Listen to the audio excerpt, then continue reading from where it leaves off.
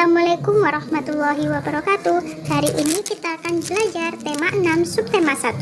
Sebelum pembelajaran kita mulai, marilah kita awali dengan membaca basmalah. Bismillahirrahmanirrahim. Hari ini Ibu Dayu sangat sibuk.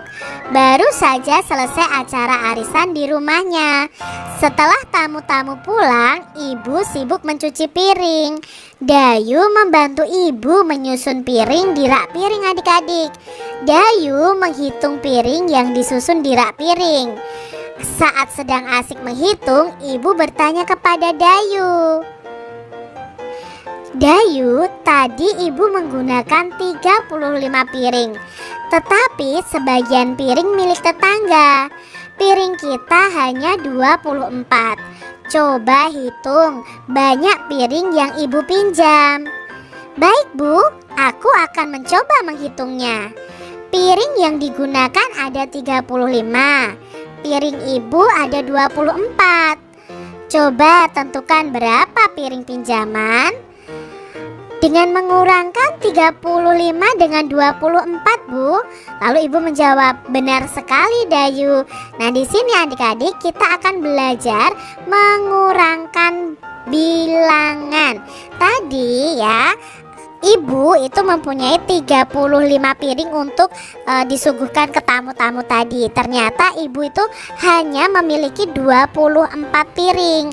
Maka di sini kita silang begini adik-adik, 20 karena kalau satu tumpuk gini isinya 10 dan ada 4 piringnya, totalnya 24. Maka sisanya ini adalah milik dari tetangganya. Nah, untuk menghitung pengurangan bisa dibuat dengan cara bersusun panjang seperti ini. Kita tentukan dulu puluhan dan satuannya. 35 itu terdiri dari 3 puluhan ditambah 5 satuan. 24 itu terdiri dari 2 puluhan dan 4 satuan. Untuk mengurangkannya, kita kurangkannya dari belakang adik-adik. 5 dikurangi 4 itu 1, 3 dikurangi 2 itu 1. Jadi 1 puluhan ditambah 1 satuan sama dengan 11. Jadi piring milik tetangga itu ada 11. Begitu adik-adik. Betul kan? Ada 1 puluhan dan 1 satuan. Jadi 11 piringnya. Rumah Udin sangat bersih dan rapi. Teman-teman suka bermain di rumah Udin. Mereka bermain di lantai sambil latihan berguling. Hari ini mereka akan berlatih juga lompat jauh adik-adik. Mereka berguling ke depan dan meskipun tampak mudah, namun mereka melakukannya harus dengan benar. Mereka minta bantuan Ayah Udin untuk mengajarinya. Ayah Udin pun memberi petunjuk cara melakukan gerakan guling depan. Pertama-tama Ayah Udin mengajak mereka melakukan pemanasan. Pemanasan itu penting agar otot-otot kita menjadi lentur. Adik-adik, sebelum kalian berolahraga, kalian harus melakukan pemanasan dari kepala, tangan, tubuh kalian, dan kaki kalian. Mengapa kita harus pemanasan? Nah, pemanasan ini, gerakan pemanasan ini berguna untuk mempersiapkan otot-otot kita supaya menjadi lentur, sehingga kita saat berolahraga nanti tidak akan cedera. Adik-adik, berikut ini adalah urutan dari gerakan berguling ke depan. Ingat ya adik-adik, gerakan ini harus dengan pengawasan orang dewasa. Kalian pun harus menggunakan tumpuan seperti matras. Nah, matras itu apa? Matras itu kasur untuk olahraga adik-adik. Nah, gerakan guling ke depan itu posisinya seperti ini. Nah, ini yang bergerak adik-adik ya.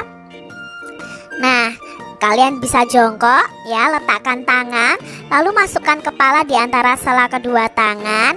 Lalu kalian angkat pinggul kalian seperti ini, berguling seperti ini. Lalu posisinya kalian bisa jongkok kembali. Ya adik-adik ya, ini adalah tahap-tahap atau urutan dalam gerakan guling ke depan, atau bisa juga disebut dengan roll depan.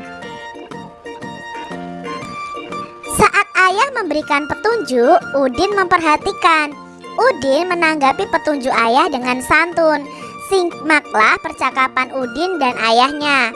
Perhatikan pula cara Udin menanggapi petunjuk yang diberikan oleh ayahnya.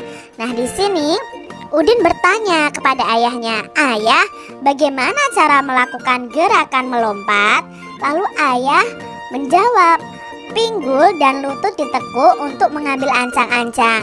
Lengan diangkat ke belakang punggung, badan lalu dilentingkan ke atas dengan posisi agak condong. Kaki mendarat di lantai dengan posisi kedua kaki sejajar." Di sini ayah itu memberikan petunjuk. Ingat ya adik-adik ya, kalimat petunjuk itu kalimat yang menunjukkan cara kerja sesuatu. Ini kan menunjukkan cara melompat, ya. Nah, di sini Udin akan menanggapi. Bagaimana tanggapan Udin? Udin menanggapinya dengan baik. "Baik ayah, terima kasih atas petunjuknya." Ini adalah kalimat tanggapan yang diucapkan Udin saat mendengarkan petunjuk dari ayah. Jadi ketika kita mendapatkan kalimat petunjuk dari orang lain, kita harus memberikan tanggapan yang baik juga kepada mereka, adik-adik. Contohnya di sini adik-adik. Ya, sekarang kita akan mencoba membuat kalimat tanggapan dari petunjuk berikut ini. Contohnya ya, misalnya di sini ada petunjuk seperti ini adik-adik. Membersihkan debu sebaiknya dengan lap basah. Itu kan petunjuk. Lalu tanggapan kalian apa dengan petunjuk ini? Misalnya tanggapan kalian tuh seperti ini. "Baik, saya akan membersihkan debu dengan lap basah." Seperti itu. Jadi memberikan tanggapannya dengan kata yang baik, kata yang sopan dan santun. Selesai berolahraga, Udin dan teman-temannya bermain musik adik-adik. Mereka memainkan marakas dan rebana. Sambil bermain, mereka belajar membedakan bunyi kuat dan lemah. Ikuti petunjuk cara memainkan marakas dan rebana ini adik-adik. Nah, yang pertama, goyangkan marakas dengan kuat untuk menghasilkan bunyi yang kuat juga. Jadi kalau kita goyangkan dengan keras, dengan kuat juga, ya hasilnya bunyinya juga akan kuat. Tapi kalau kita goyangkan dengan lemah adik-adik, maka akan menghasilkan bunyi yang lemah juga marakas ini. Berikutnya ada rebana. Pukul rebana bagian tengah dengan kuat, itu akan menghasilkan bunyi yang kuat juga.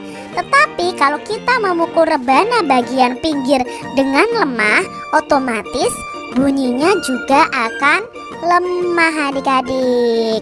Jadi kalian sudah tahu ya bunyi kuat dan bunyi lemah ketika kita memainkan alat musik, yaitu alat musik marakas dan rebana.